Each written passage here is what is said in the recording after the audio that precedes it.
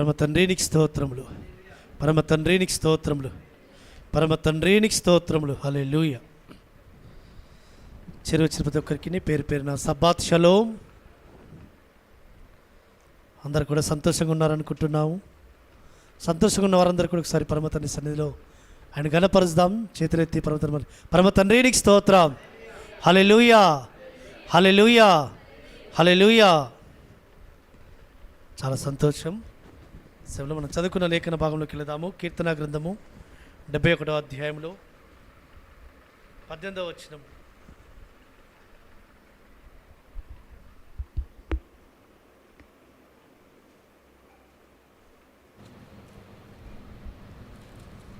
చదవండి. కీర్తన 71వ అధ్యాయము 18వ వచనము. ఎలోహిం వచ్చు తరమునకు నీ బాహుబలమును గూర్చియు పుట్టబోవు వారందరికీ నీ శౌర్యమును గూర్చియు నేను తెలియచెప్పునట్లు తలనెరిసి వృద్ధుడనై ఇండు వరకు నన్ను విడువకుము. చాలా థ్యాంక్ యూ. ప్రార్థన చేసుకుందాం. మన మధ్య వాస్తవ ప్రార్థన చేయాలని కోరుతూ వస్తుంటున్నాం. ప్రార్థన.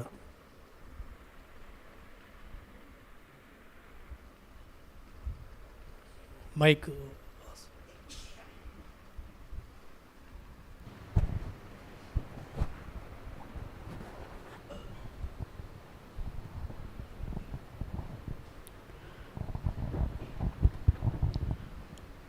మహాపరిశుద్ధుడైన నా ప్రియ పరలోకపు తండ్రి,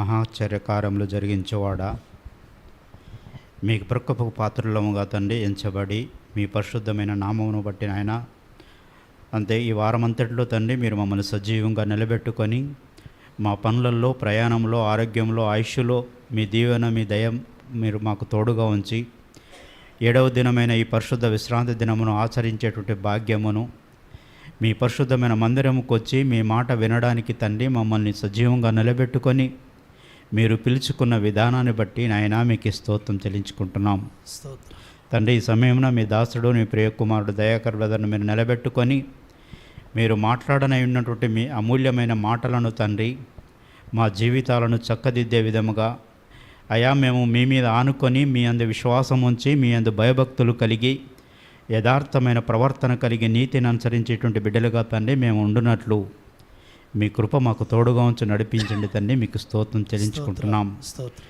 దావీదు మహారాజు తండ్రి మాట్లాడుతున్న ప్రకారం నాయన అయా మీ చదువుబడినటువంటి వాక్యంలో 7వ వచనములో నేను అనేకులకు ఒక వింతగా ఉన్నను, ఆయనను నాకు ఆశ్రయము నీవే అని సెలవిచ్చిన ప్రకారం మీ పాదాల చెంతకు వచ్చి ఉన్నాము నాయన.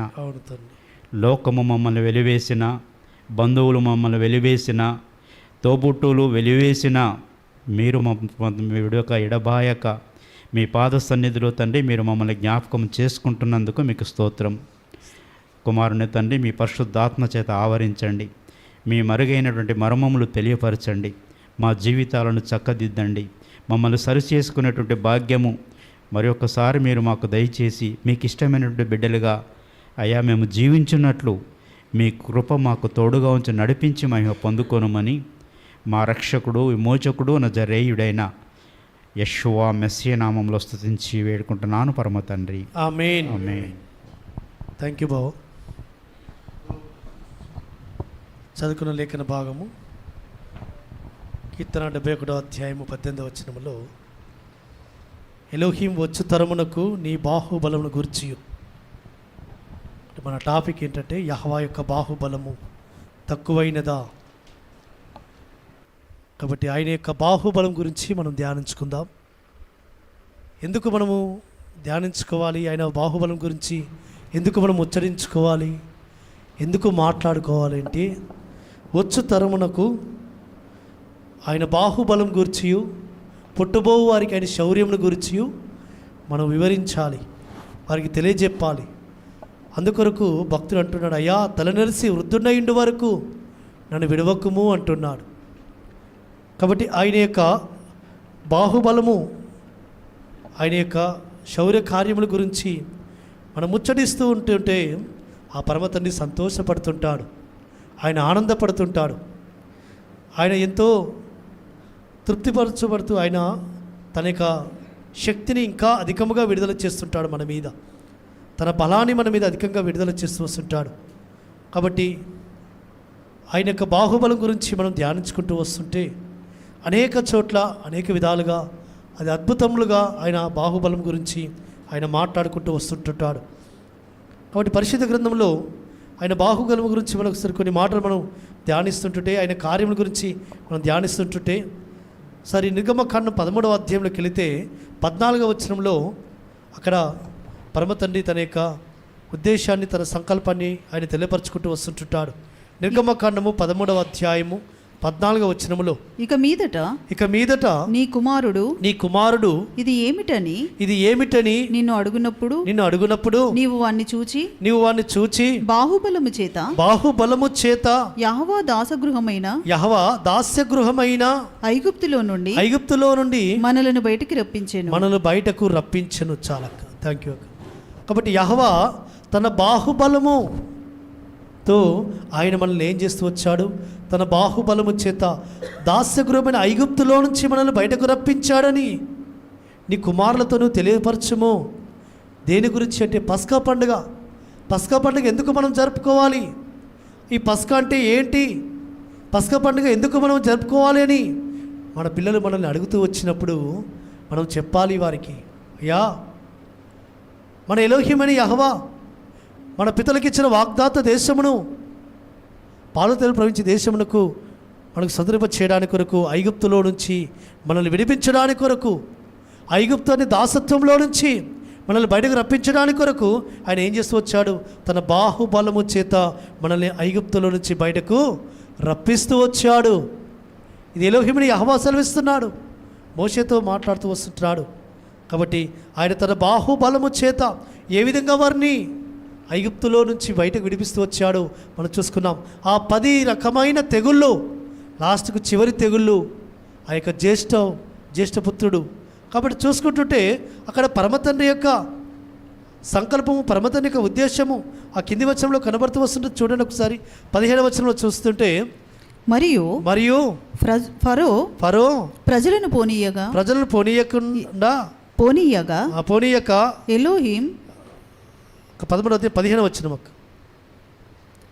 ఫరో మనలను పోనీయకుండా తన మనసును కఠినపరుచుకునగా యెహోవా మనుషుల తొలి సంతానమేమి జంతువుల తొలి సంతానమేమి ఐగుప్తులో దేశంలో తొలి సంతానమంతయు సంహరించెను. చాలండి.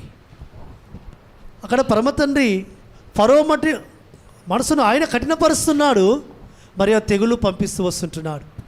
ఆ తెగులు పంపడము ద్వారా ఆయన బాహుబలమును ఆయన అక్కడ కనపరుచుకుంటూ వస్తుంటున్నాడు సుమా. ఆఖరికి చివరి తెగులు ఆ యొక్క తొలుచూలు పిల్లను హతము చేయడం. కాబట్టి ఆ జ్యేష్ఠులను హతము చేయడం, అక్కడ మనుషులను, జంతువులను, తొలి సంతానం అంతటినీ కూడా సంహరించి ఆయన ఐగుప్తులకు తొలి సంతానం అంతా కూడా సంహరించి ఇజ్రాయేలుకు తొలి సంతానం మాత్రము ఆ జ్యేష్ఠులను మాత్రము ఆయన కాపాడి ఆయన తన బాహుబలము చేత వారిని ఇజ్రాయేలును ఆ యొక్క ఐగుప్తుల నుంచి బయటకు విడిపిస్తూ వచ్చాడు. కాబట్టి పరమ తండ్రి ఆ 16వ వచనంలో అంటూ వస్తుంటున్నాడు, 16వ వచనం నుంచి, బాహుబలము చేత యెహోవా మనలను ఐగుప్తులో నుండి బయటకు రప్పించెను గనుక ఆ సంగతి నీ చేతి మీద సూచనగాను నీ కనుల మధ్య లాలాట పత్రికగాను ఉండవలెనని చెప్పాను. చరండి, బాహుబలము చేత ఆయన మనల్ని బయటకు విడిపించిన ఆ విషయము అది నీ యొక్క నొసటి మీద అది సూచనగా ఉండాలి, అది నీ చేతి మీద సూచనగా ఉండాలి. కాబట్టి ఆయన ఎందుకొరకు ఏ విధంగా మనల్ని బయటకు విడిపించాడు నీ పిల్లలకు నువ్వు వివరించినప్పుడు ఆయన బాహుబలము చేత ఆయన బయటకు విడిపించాడని, ఆయన మనల్ని బయటకు రప్పించాడని నీవు వారికి తెలియపరచాలి. తెలియపరచడమే కాదు, అది నీ చేతి మీద సూచనగా కట్టుకోవాలి, నీ కన్నుల నడుమ బాసికముగా దాన్ని కట్టుకోవాలను. కాబట్టి ఆయన బాహుబలమును గుర్తు చేసే ఆ సింబల్ ఎప్పుడూ మన యొక్క నొసటి మీద ఉండాలి, అదే మరి మన చేతి కంకణముగా కట్టుకోవాలట. ఇది పరమ తండ్రి ఆ మోషేకు తెలియజేసి వచ్చాడు. కాబట్టి ఆయన బాహుబలం గురించి ఆయన మోషేకు తెలియపరుస్తూ వస్తుంటున్నాడు.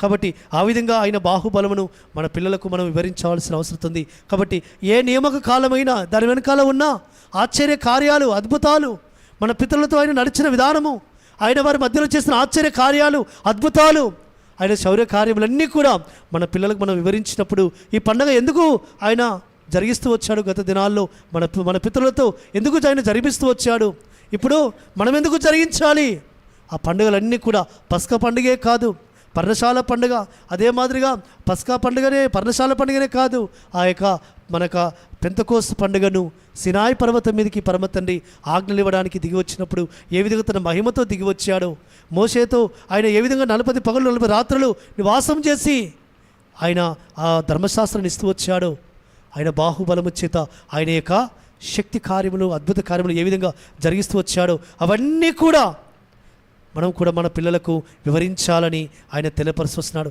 ఆ విధంగా ఆయన యొక్క బలము చేత, ఆయన బాహుబలము చేత శత్రువులను ఏ విధంగా చేస్తూ వచ్చాడో నిర్గమకాండం 15వ అధ్యాయంలో 16వ వచనంలో కూడా ఆయన అంటూ వస్తుంటున్నాడు. 15వ అధ్యాయం 16వ వచనంలో కూడా యెహోవా నీ ప్రజలు అద్దరికి చేరు వరకు నీవు సంపాదించిన ఈ ప్రజలు అద్దరికి చేరు వరకు నీ బాహుబలము చేత పగవారు రాతి వలె కదలకయుందురు. అయ్యా, ఎర్ర సముద్రం 2 పాలుగా చీల్చినప్పుడు, ఎర్ర సముద్రమును 2 పాలుగా చీల్చి ఆరిన నేలను అద్దరిని చేరు వరకు నీ ప్రజలకు నీవు ఏ విధంగా తోడుగా ఉన్నావో, ఏ విధంగా వారిని నీ బాహుబలము చేత వారిని అద్దరికి నడిపిస్తూ వచ్చావో, అదే బాహుబలము చేత శత్రువులను ఇజ్రాయేలు పగవారిని రాతి వలె కదలకుండా ఆయన సముద్రంలో ముంచి వేసిన విధానము, అది కూడా ఆయన తన యొక్క మోషే పాటలో పాడుతున్నాడయ్యా. కాబట్టి ఆయన బాహుబలము చేత ఇజ్రాయెల్ ప్రజలను అద్దరికి చేరుస్తూ వచ్చాడు. అదే శత్రువులు పగవారిని సముద్రంలో రాతి వలె కదలకుండా వారిని సంహరిస్తూ వచ్చాడు. ఆ ఎర్ర సముద్రంలో వారు ఆ యొక్క ఫరో యొక్క సైన్యమంతా కూడా, సైన్యాధిపతులంతా కూడా సమూల నాశనము చేయబడుతూ వచ్చింది. కాబట్టి అప్పుడు ఆయన యొక్క బాహుబలము ఇజ్రాయెల్ గుర్తు చేసుకున్నారు. కాబట్టి శత్రువు అనుకున్నాడు, వాళ్ళు తన మీదను వారిని పట్టుకుందను అని అనుకున్నాడు. కానీ యెహోవా తన బాహుబలము చేత ఇజ్రాయెల్ను అద్దరికి చేర్చాడు. అదే ఎర్ర సముద్రములో ఐగుప్తు సహస్రాధిపతులందరినీ కూడా అదే సముద్రములో రాతి వలె కదలకుండా, ఒక రాయి వేస్తే ఏ విధంగా కదలకుంటుందో ఆ విధంగా కదలకుండా వారిని పరమతండ్రి ఉంచి వారిని నిర్మూలం చేస్తూ వచ్చాడు. కాబట్టి పరమతండ్రి యొక్క సన్నిధానములో ఆయన బాహుబలము మనకు ఏ విధంగా రక్షణకరముగా ఉంటూ వచ్చిందో అదే మాదిరిగా మన శత్రువులకు అదే బాహుబలము వారికి ఆయన హస్తము విరోధముగా ఉంటే వారికి ఆ విధంగా నాశనకరముగా కనబడుతూ వస్తుంటుంది. కాబట్టి ఆయన బాహుబలం గురించి ఈ విధంగా ఆశ్చర్య కార్యాలు, అద్భుత కార్యాలు మోషే గారు చాలా సందర్భాల్లో చాలా విషయాల్లో మాట్లాడుతూ వస్తుంటాడు. అవన్నీ కూడా మనం ధ్యానించుకుంటుంటే సమయం సరిపోదు. కానీ ముందుకు వెళదాం. ఆయన తన యొక్క బాహుబలం గురించి ఏ విధంగా ఆయన మాట్లాడుతూ వచ్చాడో, ఆయన తెలియజేస్తూ వచ్చాడో. ఎందుకంటే అదే ఇజ్రాయేలీలు అరణ్యంలో ఉన్నప్పుడు సంఖ్యాకాండం 11వ అధ్యాయంలో వారికి మాంసము కావాలని వారు అడుగుతూ వచ్చినప్పుడు 11వ అధ్యాయంలో వెళదాం ఒకసారి. 11వ అధ్యాయము మోషే గారు ఒక మాట అంటూ వచ్చారు. 20వ వచనం చదువుకుందాం. ఒక నెల దినముల వరకు అనగా అది మీ నాసికా రంధ్రములో నుండి వచ్చి మీకు అసహ్యము పుట్టు వరకు దాన్ని తిందురు.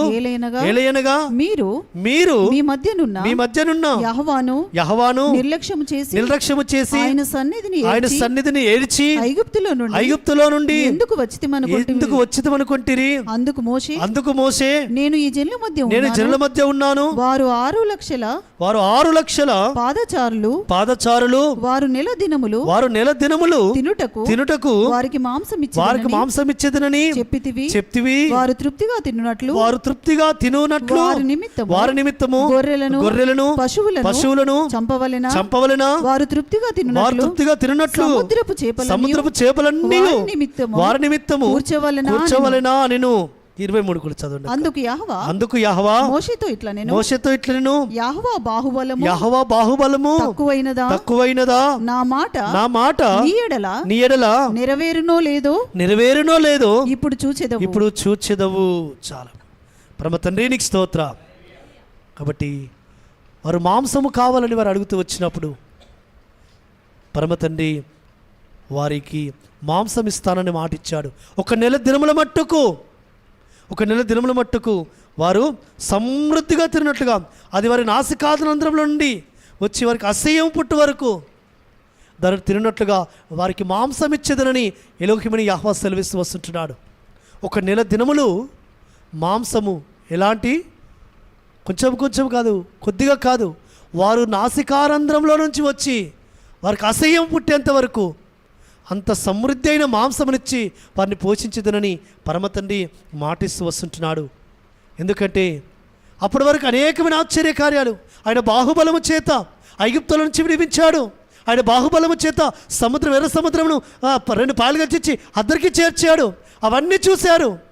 కానీ ఈ సముద్రము, ఈ అరణ్యములో మాకు మాంసము లేదని వారు సనుకున్నారు. ఆ సనుగులు విన్నాడు పరమతండ్రి. అందుకే ఆయన ఈ మాట అంటూ వస్తున్నాడు, యెహోవా మీ మధ్య చేసిన ఆశ్చర్య కార్యములను మీరు చూశారు, అయినప్పటికీ కూడా మీరు యెహోవా నిర్లక్ష్యం చేశారు, ఆయన సన్నిధిని ఏడ్చారు. కాబట్టి ఐగుప్తుల నుంచి ఎందుకు వచ్చిందనుకున్నారు. కాబట్టి అందుకే ఆయన ఏం చేస్తున్నాడంటే ఆ విధంగా మాంసమును సమృద్ధిగా ఇచ్చి వారిని పరీక్షిస్తున్నాడు. అప్పుడు మోషే గారికి భయం పట్టుకుంది. ఇక ఏం చేయాలి నేను? ఈయన మాట ఇచ్చాడు, ఎలోహిమని యెహోవా ఈ విధంగా సెలవిచ్చాడు, నేను ఎంత మాంసం తీసుకురావాలి, ఎన్ని గొర్రెలు కోయాలి, ఎన్ని మేకలు కోయాలి, ఎన్ని పశువులు నేను కోయాలి అని ఆయన భయము. కాబట్టి ఇక్కడ చూడండి, వారు తృప్తిగా తిరిగినట్లు వారి నిమిత్తము గొర్రెలను పశువులను చంపవలెనా? అంతే మాత్రమే కాదు, వారు తృప్తిగా తిరిగినట్టు సముద్రపు చేపలన్నీ కూడా నేను వారి నిమిత్తము కూర్చోవలెనా అని మోషే గారికి డౌట్ వచ్చింది. సుమా, మోషే గారు ఇక తన యొక్క స్థితి ఏ విధంగా ఉందంటే అక్కడ పరమతని మాట ఇచ్చాడు, వీరేమో మాంసం కొరకు ఎదురు చూస్తున్నారు. అంత మాంసం నేను ఏ విధంగా తేవాలి? ఆయన తన జీవితంలో ఆయన మొట్టమొదటిసారిగా ఒక్కసారి పరమతండ్రి బాహుబలం గురించి ఆయన మర్చిపోయి ఉంటాడు. వెంటనే పరమతండ్రి ఆయనతో మాట్లాడుతున్నాడు, మోషే, నా బాహుబలము తక్కువైనదా? నేను నీ మధ్యలో ఏ విధంగా సూచక్రియలు జరిగిస్తూ వచ్చాను, ఏ విధంగా ఆశ్చర్యకార్యాలు జరిగిస్తూ వచ్చాను, ఏ విధంగా నా యొక్క బాహుబలముతో నేను మిమ్మల్ని అద్దరికి నడిపిస్తూ వచ్చాను, ఏ విధంగా నా బాహుబలముతో సముద్రంలో నుంచి మిమ్మల్ని అద్దరికి బయటికి చేరుస్తూ వచ్చాను, ఏ విధంగా నేను మీకు తోడుగా ఉన్నాను, ఏ విధంగా నేను మిమ్మల్ని నడిపిస్తూ వస్తుంటున్నాను, నువ్వు చూడట్లేదా? నా బాహుబలము తక్కువైనదా? నా శౌర్య కార్యములు తక్కువైనదా? నేను మాట ఇస్తే నెరవేర్చలేనా? నేను మాట ఇస్తే నెరవేరునో లేదు ఇప్పుడు నువ్వు చూస్తావు. కాబట్టి ఎందుకంటే అప్పటి వరకు ఆయన హృదయం ఎంతో బద్దలైపోయింది. అయ్యా, ఈ సమస్త ప్రజలు మోయటకు నాకొక్కనికే నా భారం ఇదంతా, ఇక నన్ను చంపుము అన్నాడు. ఇక నన్ను చంపు, ఇక నన్ను భూమించి తీసివేయి, వీరి యొక్క సలుగులు నేను వినలేను, వీరి యొక్క సలుగులు నేను వినలేక అయ్యా నేను పోతున్నానయ్యా, నీ కటాక్ష నా మీద రానియక ఈ జలందరూ భారం నా మీద నువ్వు ఎందుకు పెడుతున్నావు? కాబట్టి ఈ సర్వ సమాజమును నేను గర్భమును ధరించి తినా, నేను కన్నానా అని ఆయన మాట్లాడుతూ ఆయన అంటూ వచ్చాడు, అయ్యా నన్ను చంపుము అని తన హృదయంలో ఎంతో వేదన పడి ఆ వేదన హృదయాన్ని తెప్పరెల్ల చేయడానికి పరమతండ్రి అంటున్నాడు, అయ్యా నా బాహుబలము తక్కువైనదా? నువ్వెందుకు బాధపడుతున్నావు మోసే?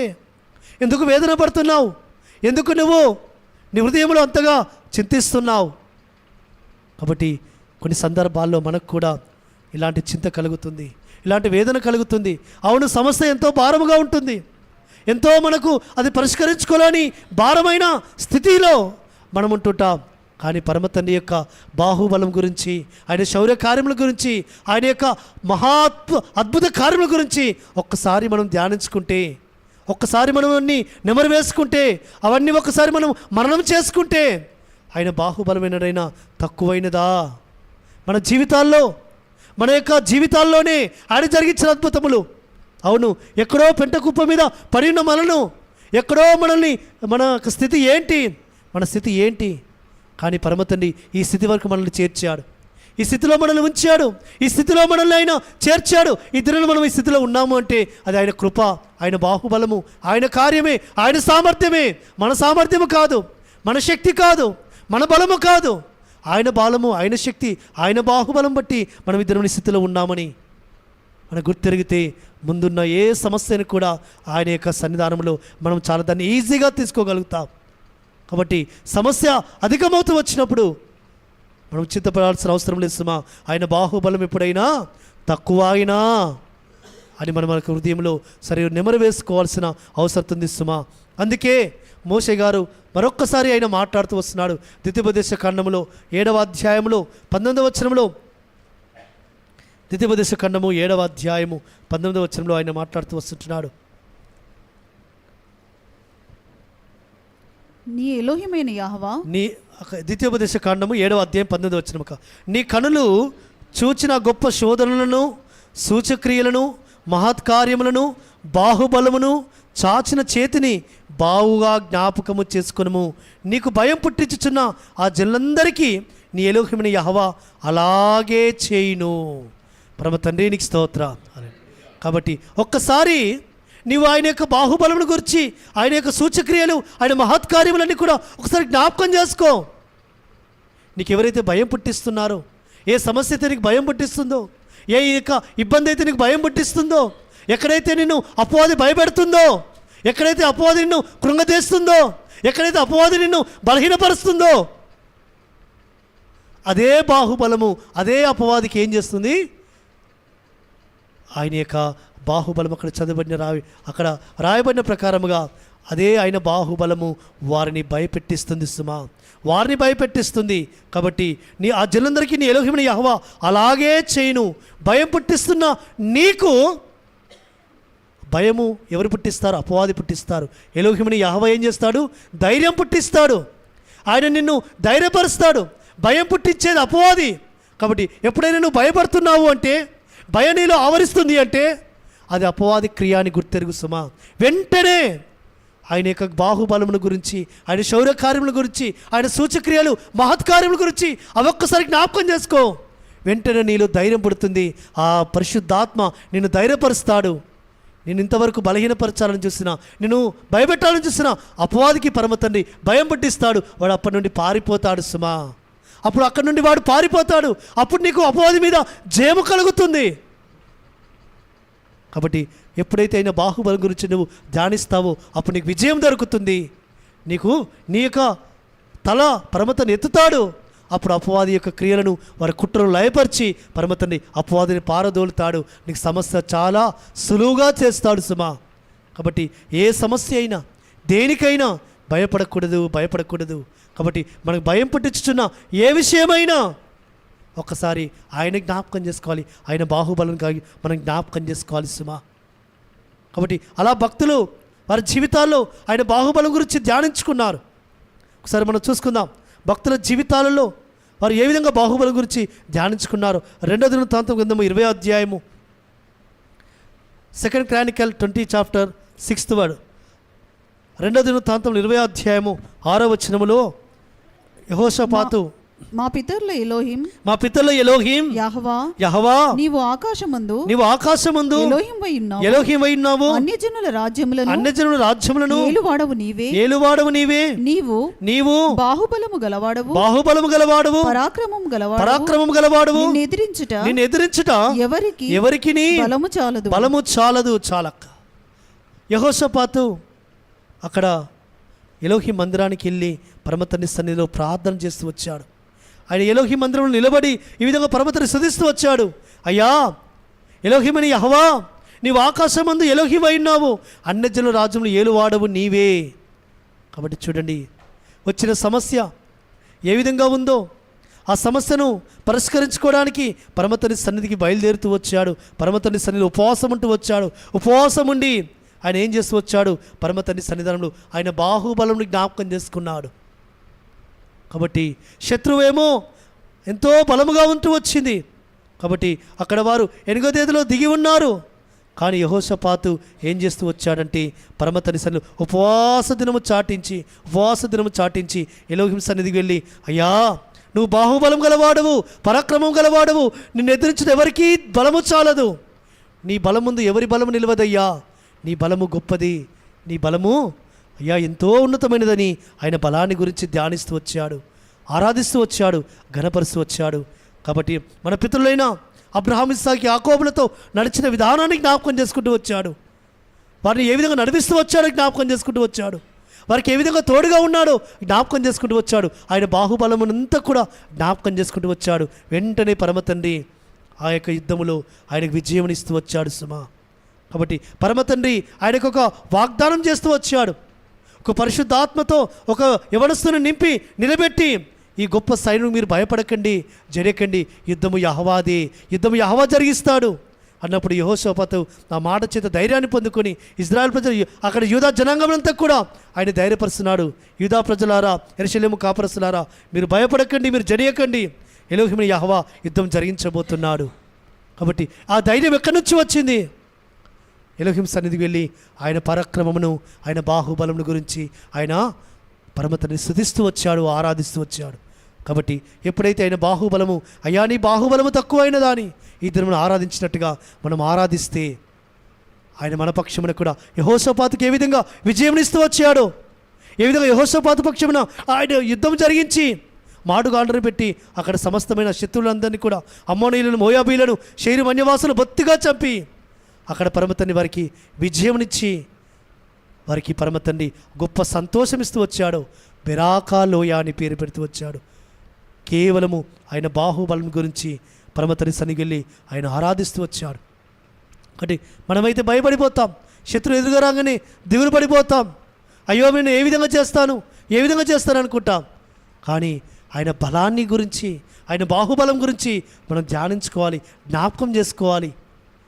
అప్పుడు ఆయన మనకు తన యొక్క ఆత్మతో మనల్ని బలపరుస్తాడు, తన వాక్కును పంపి బలపరుస్తాడు, తన యొక్క సేవకులను పంపి బలపరుస్తాడు, తన వాక్యం చేత బలపరుస్తాడు, ఆయన వాక్యం చేత ధైర్యపరుస్తాడు. కాబట్టి అలాంటి స్థితిలో మనము మన యొక్క జీవితాల్లో మనము ఏ విధమైన స్థితికి కూడా భయపడకూడదని పరమతండ్రి మాట్లాడుతూ వస్తుంటున్నాడు సుమా. కాబట్టి ఈ విధంగా పరమతండ్రి యొక్క సన్నిధిలో ఒక ఉన్నతమైన, ఆశ్చర్యకరమైన, అద్భుతమైన కార్యాలు మన పితరుల జీవితాల్లో పరమతండ్రి జరిగిస్తూ వచ్చాడు సుమా. కాబట్టి పరమతండ్రి యొక్క బాహుబలం గురించి ఎప్పుడు మన జీవితాల్లో, ఎందుకంటే దావీదు రాజు కూడా తన యొక్క జీవితంలో పరమతండ్రి బాహుబలంను ఉన్నతంగా కొనియాడుతూ వచ్చాడు, ఉన్నతంగా ఆరాధిస్తూ వచ్చాడు. ఉన్నతంగా ఆయన బాహుబలం గురించి మనం చదువుకున్న లేఖన భాగంలో 71వ కీర్తనలో కానీ పరమతండ్రిని ఆయన ఘనపరచిన విషయంలో ఉన్నతంగా ఆయన బాహుబలం గురించి ఆయన మాట్లాడుతూ వచ్చాడు సుమా. కాబట్టి అదే మాదిరిగా ఆయన సన్నిధిలో, ఎందుకంటే ఒక మాట మనం చదువుకుందాం, పరమతండ్రి దావీదును ఏ విధంగా బలపరుస్తూ వచ్చాడో. మొదటి దినవృత్తాంతం గ్రంథంలో 11వ అధ్యాయంలో ఒక మాట మనం చదువుకుందాం. 9వ వచనంలో పరమతండ్రి దావీదును ఏ విధంగా అభివృద్ధి పరుస్తూ వచ్చాడో, తర్వాత దావీదు ఏ విధంగా ఆయన బాహుబలం గురించి స్తుతిస్తూ వచ్చాడో సరే చదువుకుందాం. 11వ అధ్యాయం 9వ వచనంలో ఒక మాట రాయబడుతూ వచ్చింది. సైన్యములకు అధిపతి యెహోవా అతనికి తోడయుండగా దావీదు ఈ ప్రకారం అంతకంతకు అధికుడగుచుండెను. చూడండి, పరమతండ్రి యెహోవా తోడుగా ఉన్న విధానం బట్టి, ఆయన బాహుబలము దావీదుకు తోడుగా ఉన్న విధానం బట్టి దావీదు అధికుడవుతూ వచ్చాడు. కాబట్టి అందుకే ఆయన ఏమని ఆరాధిస్తూ వచ్చాడంటే 16వ అధ్యాయంలో ఆయన అంటూ వచ్చాడు. 16వ అధ్యాయంలో ఇదే మొదటి దినవృత్తాంతంలో 16వ అధ్యాయము 26వ వచనం నుంచి చదువుకుంటుంటే 26వ వచనము, 27వ వచనం, జనముల దేవతలన్నీ వట్టి విగ్రహములే, యెహోవా ఆకాశ వైశాల్యమును సృజించినవాడు, ఘనతా ప్రభావములు ఆయన సన్నిధి ఉన్నవి, బలమును సంతోషమును ఆయన యొద్ద ఉన్నవి. జనముల కుటుంబములారా యెహోవాకు చెల్లించుడి, మహిమా బలమును యెహోవాకు చెల్లించుడి, యెహోవా నామమునకు తగిన మహిమను ఆయనకు చెల్లించుడి చాలక్. కాబట్టి చూడండి, ఆయన యొక్క సన్నిధానములో బలము, సంతోషమున్నవి, ఘనత ప్రభావం ఆయన సన్నిధిలో ఉన్నవి. కాబట్టి ఆయన మాట్లాడుతూ వస్తుంటున్నాడు, అయ్యా నువ్వు బహుగా ఘనత నొందిన వాడవయ్యా, నువ్వు బహుగా స్తుతి నొందిన వాడవయ్యా, నీ సన్నిధానములో ఘనత ప్రభావములున్నవయ్యా, బలము సంతోషం యొద్ద ఉన్నదయ్యా. కాబట్టి పరమతండ్రిని ఆరాధిస్తూ వస్తుంటున్నాడు. ఎందుకంటే ఆయన అధికముగా ఆరాధిస్తున్న ఆ యొక్క విధానంలో దావీదు ఉన్నతంగా ఆయన ఆరాధిస్తూ వచ్చాడు సుమా. కాబట్టి ఆ విధంగా ఆయన యొక్క జీవితాల్లో దావీదు సమస్తమును కూడా మందిరానికి సమకూర్చిన సందర్భంలో కూడా ఆయన ఆరాధించినప్పుడు కూడా, అయ్యా ఈ విధంగా నీవు సమస్తము నాకు సమకూర్చావు, ఈ విధంగా నాకు ఇచ్చావు, సమస్తమును కూడా నాకు అనుగ్రహించావు. కాబట్టి ఈ విధంగా నీవు ఇచ్చిన దాన్ని బట్టే నేను ఇవన్నీ ఇచ్చాను. నీ కార్యము, నీ బాహుబలము, నీ శక్తి, నీ ప్రభావము అవన్నీ కూడా ఆయన ఆరాధిస్తూ ఆయన గణపరుస్తూ ఆయన ఏం చేస్తూ వచ్చాడంటే పరమతండ్రిని గణపరుస్తూ వచ్చాడు. కాబట్టి ఆ పరమతండ్రి సన్నిధానంలో అందుకే దావీదును పరమతండ్రి ఆయన బాహుబలము చేత ఆయనను బలపరుస్తూ వచ్చాడట. కీర్తన గ్రంథంలో 89వ అధ్యాయం 21 వచనంలో ఒక మాట అంటాడు. కీర్తన 89:21లో నా చెయ్యి ఎడతెగక అతనికి తోడైండును నా బాహుబలము అతని బలపరచును. దావీదుని గురించి పరమతండ్రి అంటూ వస్తున్నాడు. నా సేవకుడైన దావీదుని కనిగొని ఉన్నాను, నా పరిశుద్ధ తైలంతో అతను అభిషేకించున్నాను, నా చెయ్యి ఎడతెగక అతనికి తోడైండును, నా బాహుబలం అతన్ని బలపరచును. నా బాహుబలం బట్టి అతన్ని నేను బలపరిచాను. ఎందుకంటే దావీదు నా బాహుబలం గురించి స్తుతిస్తూ వచ్చాడు, ఆరాధిస్తూ వచ్చాడు, గణపరుస్తూ వచ్చాడు. కాబట్టి నేను నా బాహుబలముతో అతన్ని అభిషేకించాను. ప్రియులారా, ఎప్పుడైతే మనము ఆయన బాహుబలం గురించి ఆరాధిస్తూ గణపరుస్తూ ఆయన బాహుబలమును మనం జ్ఞాపకం చేసుకుంటుంటామో అప్పుడు ఆయన యొక్క బాహుబలము చేత ఆయన మనల్ని బలపరుస్తూ వస్తుంటాడు. దావీదు అంతకంతకు అధికమవుతూ వచ్చాడు. ఎందుకంటే యెహోవాతనకు తోడుగా ఉన్న విధానం బట్టి, యెహోవాతన్ని బలపరిచిన విధానం బట్టి, యెహోవాతన్ని కాపాడిన విధానం బట్టి. కాబట్టి ఈ దినాల్లో ఆయన బాహుబలము మనల్ని బలపరచాలి అంటే, ఆయన బాహుబలము మనకు తోడుగా ఉండి మనల్ని నడిపించాలి అంటే మనం ఆయన బాహుబలమును మనం జ్ఞాపకం చేసుకోవాలి సుమా. కాబట్టి ఆ బాహుబలం గురించి ఆయన ఏమంటున్నాడంటే ఇంకొక మాట అంటున్నాడు. 77వ కీర్తనలో ఒక మాట అంటూ వస్తున్నాడు. 77వ కీర్తన 15వ వచనంలో ఆయన ఒక మాట అంటూ వస్తుంటున్నాడు. నీ బాహుబలం వలన యాకోబు యోసేపుల సంతతి వారగు నీ ప్రజలను నీ విమోచించి ఉన్నావు.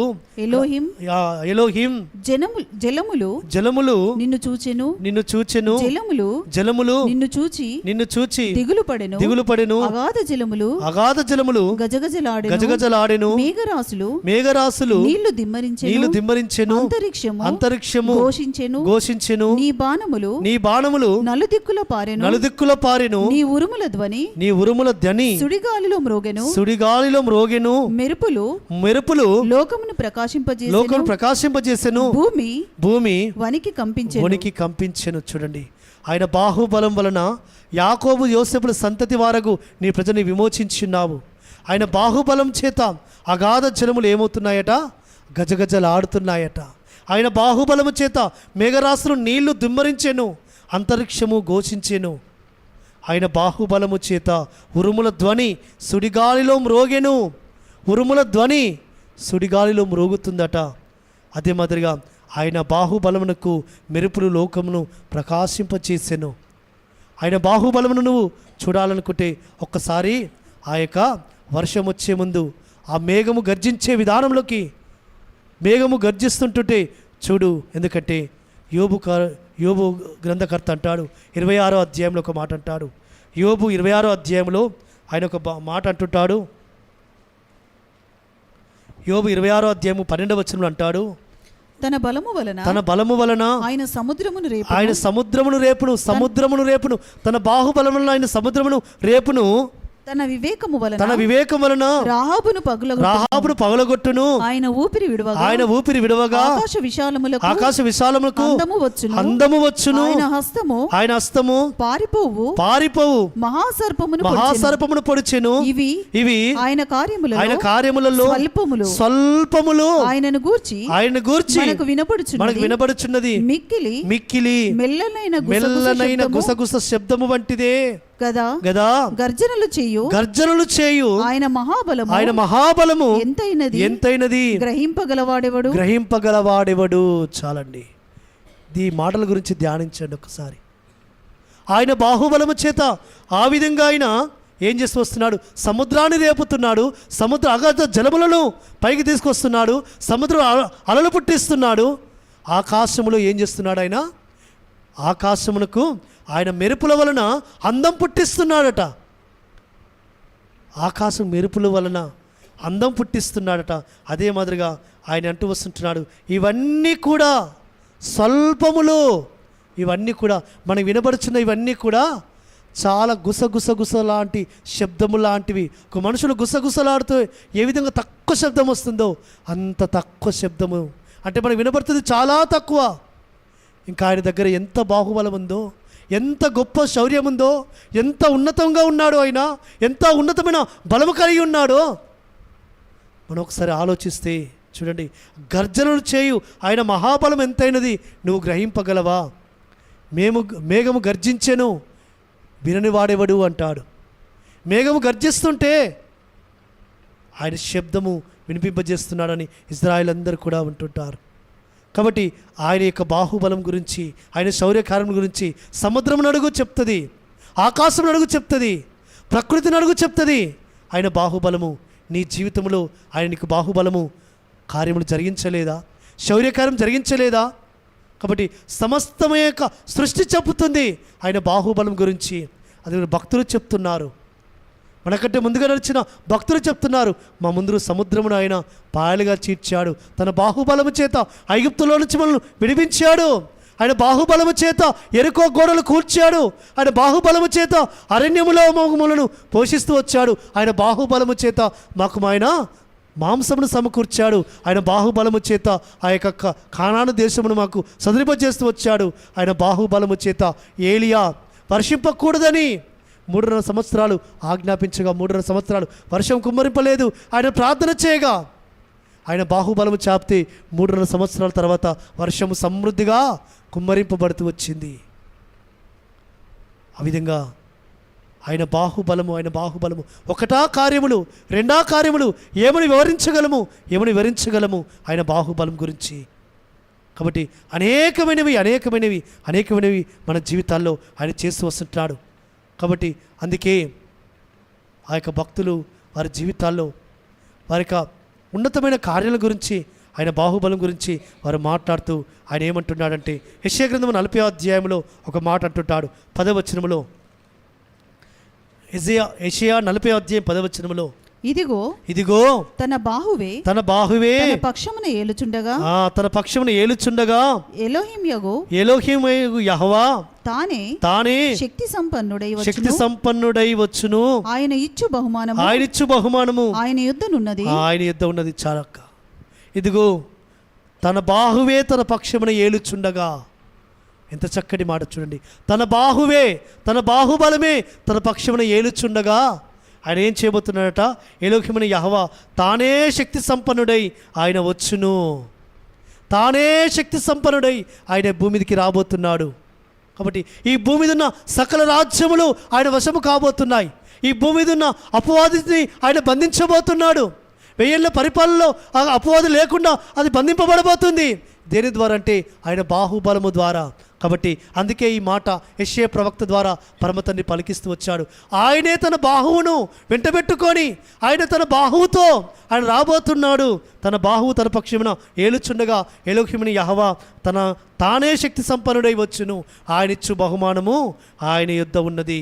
కాబట్టి ఆయన మనకిచ్చే బహుమానము ఆయన వెంటబెట్టుకొని రాబోతున్నాడు. కాబట్టి ప్రియులారా, ఆయన బాహుబలముతో ఆయన రాబోతుంటుండగా, ఎందుకంటే 11వ వచనంలో కూడా ఆయన అంటుంటాడు 11వ వచనంలో, గొర్రెల కాపరి వలె ఆయన తన మందను మేపును. తన బాహువుతో గొర్రె పిల్లలను కూర్చి రొమ్మును ఆనించుకొని మోయును. చాలక్క, గొర్రెల కాపరి ఏ విధంగా నడిపిస్తాడో, ఏ విధంగా ఆ మందకు ముందుండి నడిపిస్తాడో ఆ ఎలోహిముని యెహోవా అంత్యదినమున ఆయన తన బాహువు చాపి మనల్ని కాపాడబోతున్నాడు. సుమా, గొర్రె పిల్లల్ని రొమ్మున కూర్చుకొని తన బాహువుతో గొర్రెల కాపరి ఏ విధంగా గొర్రెల యొక్క పిల్లలను ఏ విధంగా కాపాడుకుంటాడో ఆయన మనల్ని తన బాహువు చాపి మనల్ని కాపాడుకుంటాడు. ఆయన మనల్ని మోస్తాడు, మనల్ని నడిపిస్తాడు, మనల్ని పరలోకంలోకి చేరుస్తాడు.